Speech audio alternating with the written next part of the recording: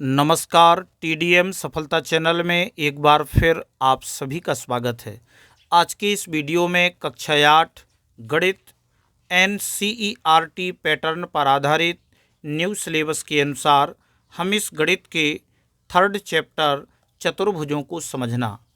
तो इसमें के पिछले वीडियो में आपने समतल और समतलीय वक्र और समतलीय वक्रों के प्रकार और बहुभुज और बहुभुजों का वर्गीकरण, आज की इस वीडियो में हम इसके विकर्ण, उत्तल, अवतल और समबहुभुज और विषम बहुभुज के बारे में समझेंगे और इनकी परिभाषाओं से परिचित होंगे और आकृतियों के द्वारा यह समझने का प्रयास करेंगे कि यह किस प्रकार का बहुभुज है। तो चलिए प्रारंभ करते हैं। तो इसमें आप देखेंगे सबसे पहले विकर्ण, डायगोनल क्या होता है। तो आप समझें कि किसी बहुभुज का विकर्ण उसके किन्हीं दो शीर्षों को जोड़ने से प्राप्त रेखाखंड होता है। यानी किन्हीं दो शीर्षों जिनमें आसन्न शीर्षों को छोड़कर। तो आप आकृति में समझेंगे कि आसन्न शीर्ष कौन से होते हैं। तो आप इसमें देखेंगे कि ये आपका चतुर्भुज बना हुआ है, बहुभुज है, यानी PQRS। तो इसमें आप देखेंगे कि जो आपका बिंदु P है, एक शीर्ष A है, एक शीर्ष A है, एक शीर्ष A है और आपका एक शीर्ष A है। तो जे आपका P और Q ये दोनों आसन्न शीर्ष हैं। Q और R आसन्न शीर्ष हैं, R और S आसन्न शीर्ष हैं और S और P भी आसन्न शीर्ष हैं। और कहा जाए कि इन दो शीर्षों से यानी शीर्ष से मिलकर के भुजा बनी है। शीर्ष, आसन्न शीर्ष आपकी भुजा है। तो परिभाषा क्या है? किसी बहुभुज का विकर्ण उसके किन्हीं दो शीर्षों को जोड़ने से प्राप्त होता है। जब हम आसन्न यानी इसको छोड़ दें, ए आसन्न है और जे इसका आसन्न है, तो इन दोनों को छोड़ दें और किन्हीं दो शीर्षों को हम मिलाएं, जोड़ने से प्राप्त रेखाखंड, यानी इससे इसके जोड़ने से जो रेखाखंड प्राप्त होगा, इसके और इसके जोड़ने से जो रेखाखंड प्राप्त होगा, वह आपका विकर्ण कहलाएगा। तो ये आपकी विकर्ण की परिभाषा हुई। अब आप इस दूसरी आकृति में देखें, ये आपका ABCDE यानी 1 2 3 4 5 ये आपका पंचभुज है। तो पंचबहुभुज में अगर आप देखें कि यानी A और इसका और B यानी E और B A के आसन्न शीर्ष हैं, तो इन दोनों को छोड़कर आप इस A को C से D से मिला देंगे और A को C से मिला देंगे। तो AC और AD आपका बिंदु यानी शीर्ष A से विकर्ण हो जाएंगे। अब हम B से देखें तो B से आपका एक BD विकर्ण होगा और एक आपका BE विकर्ण होगा। बिंदु C से देखें तो CA विकर्ण होगा और CE विकर्ण होगा। D से देखें तो DB एक विकर्ण है और आपका DA एक विकर्ण है। अगर बिंदु E से बात करें तो EC और EB ये आपका विकर्ण है। तो अब आप समझ गए होंगे कि किन्हीं दो शीर्षों को जोड़ने से प्राप्त रेखाखंड क्या होता है? विकर्ण होता है। अब आगे हम समझेंगे उत्तल और अवतल बहुभुज। यानी जो उत्तल बहुभुज होता है, कॉन्वेक्सो पॉलीगन। तो देखो उत्तल बहुभुज किसे कहेंगे? यानी उत्तल बहुभुज के सभी कोण 180 अंश से कम होते हैं। यानी जो भी आकृति बहुभुज की होगी, अगर उसके सभी कोण 180 अंश से कम होते हैं तो ऐसी आकृति को हम उत्तल बहुभुज कहेंगे। अब आप यहाँ पर देखेंगे कि यहाँ पर आपका एक ये कोण है, ये 90 अंश का बन रहा है, यहाँ पर ये 90 अंश का है, ये भी 90 अंश का है और ये आपका 90 अंश का है। तो इसमें इसके प्रत्येक चारों कोण कैसे हैं? 180 अंश से कम है। ए 80 अंश से कम है, जे 180 अंश से कम, ए और ए 180 अंश से कम कोण वाले क्या कहलाते हैं? उत्तल बहुभुज कहलाते हैं। अगर आप इसमें बात करें तो इसका ए कोण, इसका कोण, ए कोण और ए कोण, ये कैसे कोण है? ये चारों कोण 180 अंश से कम हैं। इस आकृति में भी अगर हम देखें तो इसके प्रत्येक कोण यानी 180 अंश से क्या है? कम हैं। तो 180 अंश से जब सभी कोण कम होते हैं तो वह आपका उत्तल बहुभुज कहलाता है। इसकी दूसरी पहचान ये है कि इसके सभी विकर्ण, अगर हम इसमें विकर्णों की बात करें तो इसके सभी विकर्ण आपके अंदर ही बनते हैं, इसके सभी विकर्ण आपके अंदर बनते हैं। अगर आप इसमें विकर्णों की बात करेंगे तो इसके सभी विकर्ण इसके अंदर बनेंगे, तो यह आपका क्या कहलाएगा, उत्तल बहुभुज कहलाएगा।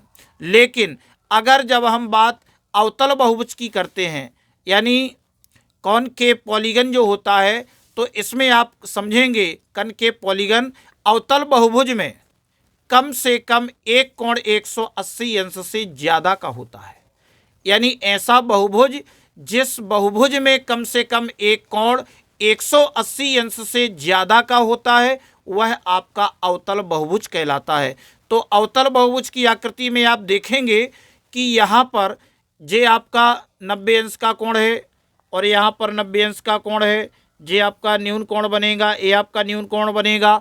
लेकिन यह जो कोण आपका बन रहा है, इसमें ये कोण आपका 180 अंश से ज़्यादा का कोण है, एक कारण। और दूसरा कारण क्या था, ये आपके उत्तल बहुभुज में तो उसके विकर्ण उसके अंदर आ रहे थे, लेकिन आप देखेंगे कि इसका विकर्ण आपका ये बाहर जा रहा है।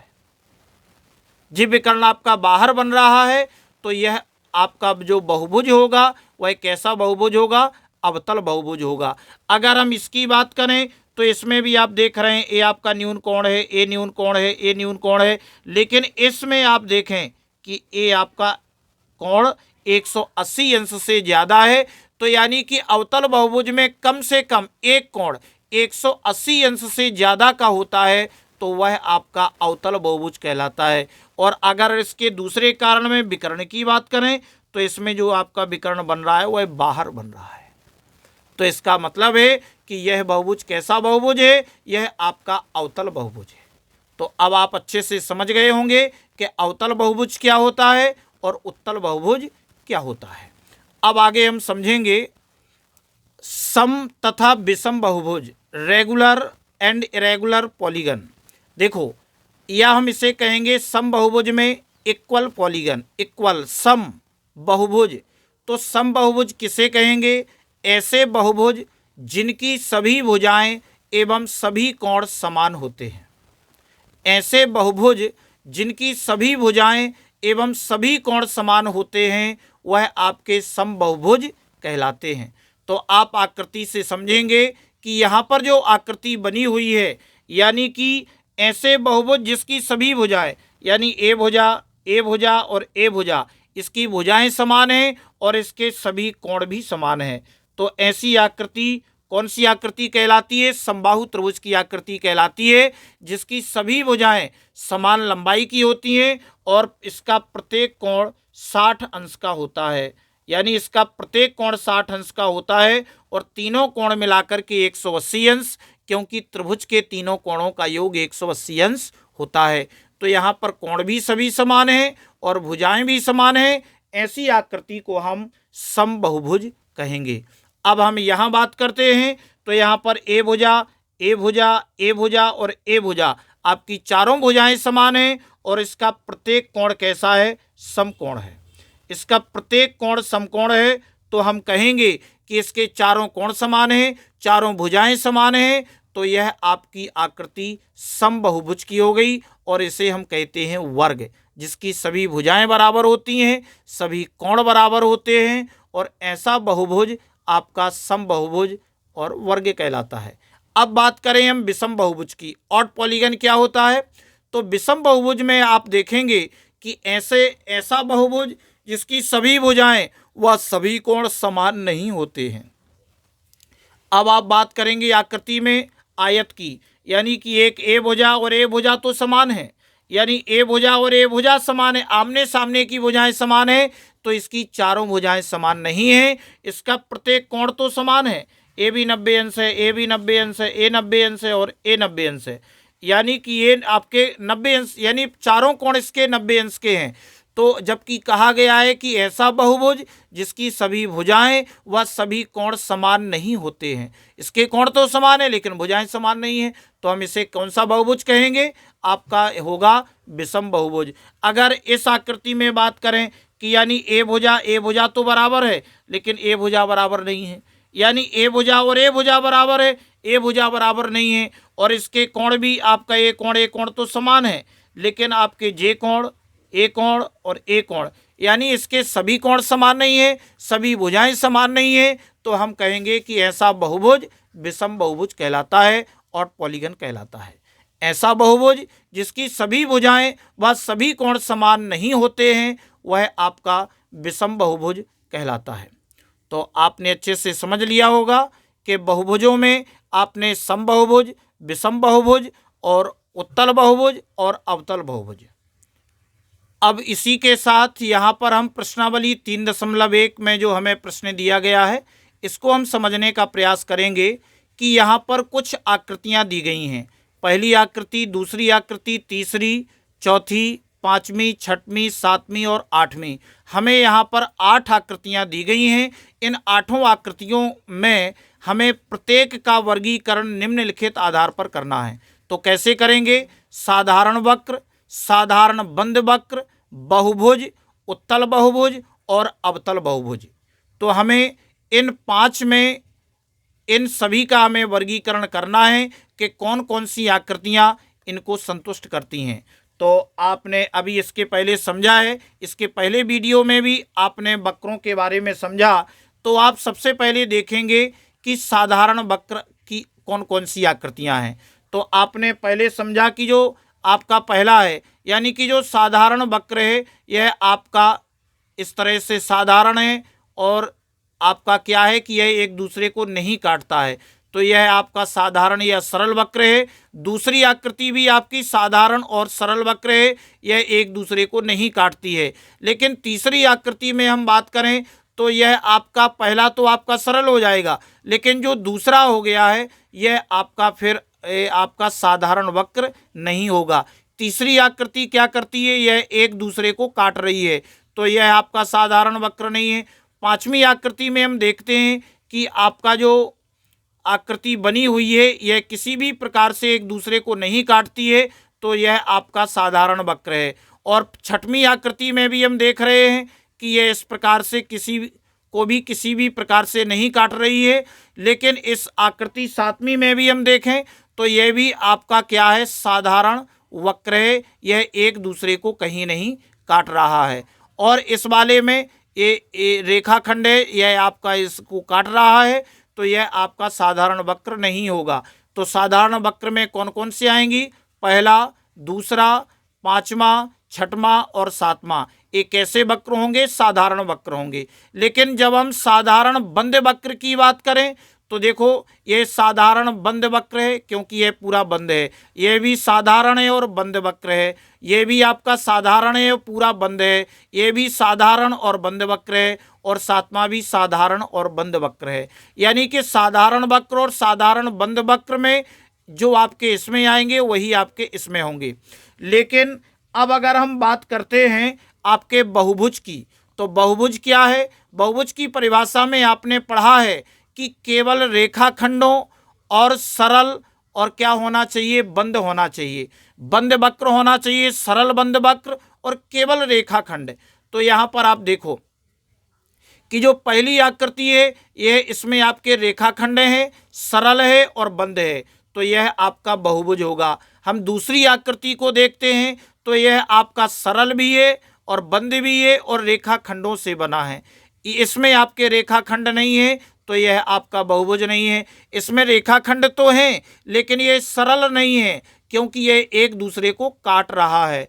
यहाँ पर हम देखें तो इसमें सरल है, बंद है, लेकिन इसमें रेखाखंड नहीं है, तो यह आपका बहुभुज नहीं है।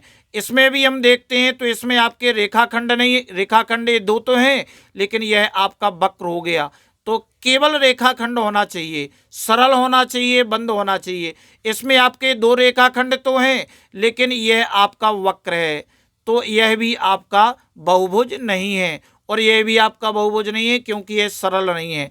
तो आप देख रहे हैं कि इसमें केवल बहुभुज आपका पहला और दूसरा है। अगर हम बात करें उत्तल बहुभुज की, तो उत्तल बहुभुज में आपने देखा कि उत्तल बहुभुज वह बहुभुज कहलाता है जिसके विकर्ण अंदर होते हैं और उसका प्रत्येक कोण 180 अंश से कम होता है। तो यहाँ पर हम देखते हैं कि इसका एक कोण 180 अंश से ज़्यादा हो रहा है, तो यह आपकी अवतल में चली जाएगी, और इसका प्रत्येक कोण 180 अंश से कम है, तो यह आपका उत्तल बहुभुज होगा। क्योंकि बहुभुज में केवल आपके दो ही आ रहे हैं, तो यह आपका उत्तल बहुभुज होगा, और जो पहली आकृति है यह आपका अवतल बहुभुज होगा। ए उत्तल बहुभुज और ए अवतल बहुभुज। तो आप इन सभी के उत्तर किस प्रकार से कॉपी में देंगे, आप इस प्रकार से इन सभी उत्तरों को लिखेंगे जैसे आप वीडियो में देख रहे हैं। अब आप क्या करेंगे, इसके बाद जो हमें अगला प्रश्न दिया गया है, सेकंड है कि समबाहुभुज क्या है, और एक समबाहुभुज का नाम बताइए जिसमें 3 भुजाएं, 4 भुजाएं और 6 भुजाएं हों। तो हम किस प्रकार से इसका उत्तर लिखेंगे, तो आप यहाँ पर समझेंगे।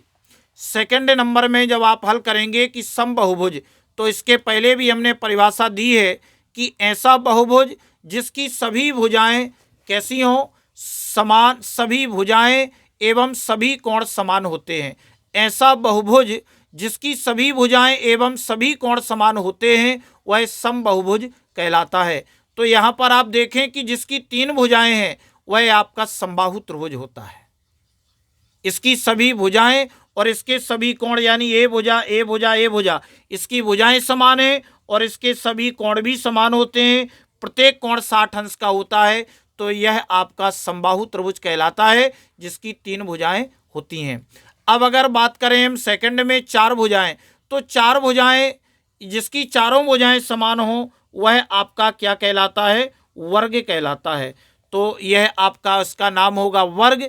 इसके प्रत्येक कोण समान होते हैं, यानी इसका प्रत्येक कोण 90 अंश का होता है और यह वर्ग कहलाता है। जिसके चारों कोण समान होते हैं, चारों भुजाएं समान होती हैं। अब आगे हम देखते हैं कि 6 भुजाएं, तो 6 भुजाओं का होता है समषट्भुज, यानी इसकी सभी 6 भुजाएं समान लंबाई की होती हैं। इसकी सभी भुजाएं कैसी होंगी, समान लंबाई की होंगी, कोण भी इसके समान होंगे। फिलहाल इसमें आकृति बनाने की आवश्यकता नहीं है, केवल 3 भुजाएं समबाहु त्रिभुज, 4 भुजाएं वर्ग और 6 भुजाएं समषट्भुज। तो इस प्रकार से इस वीडियो में बस इतना ही। नेक्स्ट वीडियो में फिर हम बहुभुजों के कोणों की मापों से संबंधित प्रश्नों को हल करेंगे। अगर आपको ये वीडियो अच्छा लगा हो तो वीडियो के लिए कमेंट और शेयर अवश्य करें। धन्यवाद।